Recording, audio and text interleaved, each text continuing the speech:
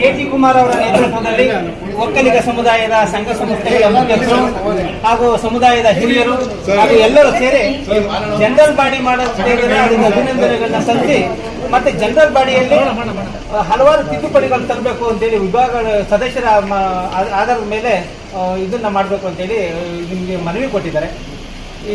ಈ ಮನವಿ ಬಗ್ಗೆ ತಮ್ಮ ಅನಿಸಿಕೆ ನೋಡಿ. ಇವತ್ತು ನಮ್ಮೆಲ್ಲ ಒಕ್ಕಲಿಗ ಮುಖಂಡರು ಇವತ್ತು ಬಂದು ನನಗೆ ಒಂದು ಮನವಿಯನ್ನು ಸಲ್ಲಿಸಿದ್ದಾರೆ.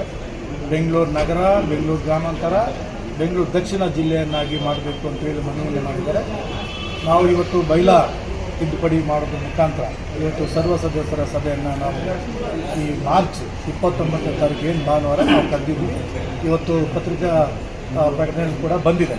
ಸೊ ನಾವೆಲ್ಲ ಒಂದು ಕೂತು ತೀರ್ಮಾನ ನಿಮ್ಮ ಮನವಿಯನ್ನು ನಾವು ಸ್ವೀಕಾರ ಮಾಡಿದ್ವಿ.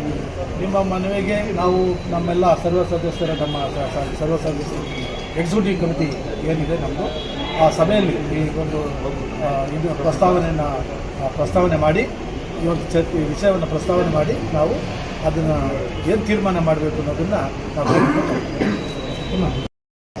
ಇವತ್ತು ನಾವು ರಾಜ್ಯ ಒಕ್ಕಲಿಗರ ಸಂಘದ ಅಧ್ಯಕ್ಷರನ್ನು ಮತ್ತು ಪದಾಧಿಕಾರಿಗಳನ್ನೆಲ್ಲ ನಾವು ಭೇಟಿ ಮಾಡಿ ಒಂದು ಮನವಿ ಪತ್ರವನ್ನು ಇವತ್ತು ಕೊಟ್ಟಿದ್ದೇವೆ.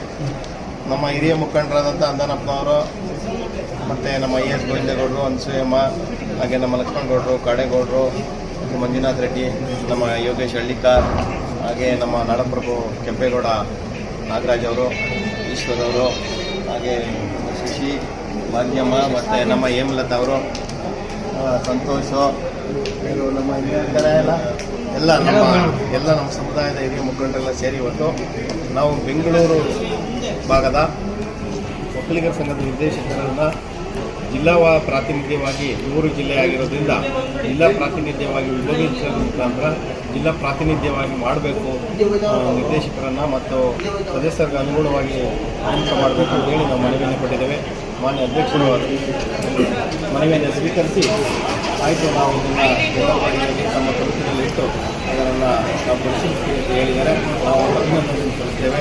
ಇದೇ ಮುಂದಿನ ತಿಂಗಳು 29 ಜನರಲ್ ಬಾಡಿ ಮಾಡೋದ್ರಿಂದ ಈ ವಿಚಾರವನ್ನು ಪರಿಗಣಿಸಬೇಕು, ಇದನ್ನು ಜಾರಿ ಮಾಡಬೇಕು ಅಂತೇಳಿ ನಮ್ಮ ಒತ್ತಾಯವನ್ನು ಮಾಡಿದ್ದೇವೆ. ಅದನ್ನು ಅಧ್ಯಕ್ಷರು ಸ್ವೀಕರಿಸಿ ನಾವು ಮುಂದಿನ ಕ್ರಮಕ್ಕೆ ನಾವು ಮಾಡ್ತೀವಿ ಅಂತ ಹೇಳೋದ್ರಿಂದ ಮತ್ತೆ ಅವರಿಗೆ ನಾವು ಅಭಿನಂದಿಸಿ ನನ್ನ ಮಾತನ್ನು ಮುಗಿಸ್ತಾ ಇದ್ದೇವೆ.